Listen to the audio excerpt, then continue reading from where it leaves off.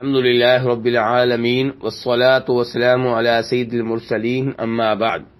ایک بھائی سوال کرتے ہیں کہ اگر کوئی 3 سال کی اقساط پہ پلاٹ خریدتا ہے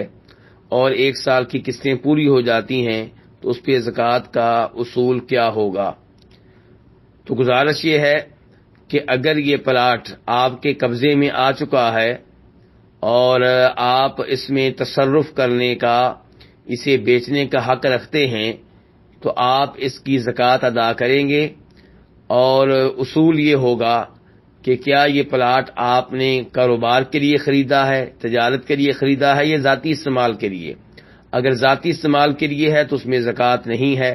اگر بیچنے کے لیے ہے، کاروبار کے لیے ہے تو اس میں زکوٰۃ ہوگی۔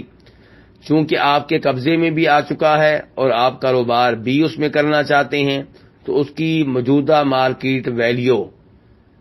کے مطابق آپ زکوٰۃ ادا کریں گے، لیکن اس پہ زکوٰۃ تب واجب ہوگی جب آپ کے قبضہ میں آئے ہوئے 1 سال ہو چکا ہو۔ تو جب آپ کے قبضہ میں آئے ہوئے 1 سال ہو چکا ہوگا تب اس میں زکوٰۃ ہوگی۔ اور جہاں تک تعلق ہے ان اقساط کا جو ابھی تک آپ نے ادا نہیں کی،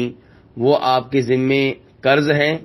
اور قرض جو ہے وہ زکوٰۃ میں رکاوٹ نہیں بنا کرتا، لیکن وہ مال جس کی آپ زکوٰۃ ادا کرنے لگیں گے، مثال کے طور پہ